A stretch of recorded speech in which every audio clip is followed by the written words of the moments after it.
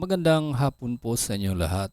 Narito na po ang resulta ng 5 PM draw ng Lotto ngayong February 10, 2026, araw ng Martes, para sa 2D Lotto at 3D Lotto. Kung bago ka pa lang sa aking channel, pwede kang mag-like, share, at subscribe para updated kayo sa mga PCSO lottery results araw-araw.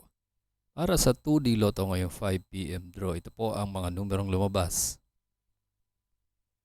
22 and 18 in exact order.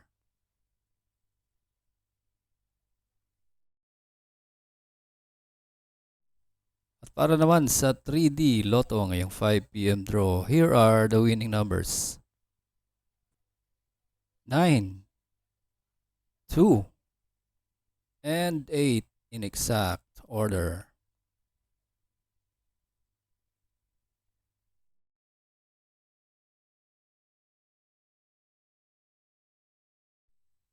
Congratulations po sa lahat ng nanalo at kita-kits po tayo mamayang 9 PM draw.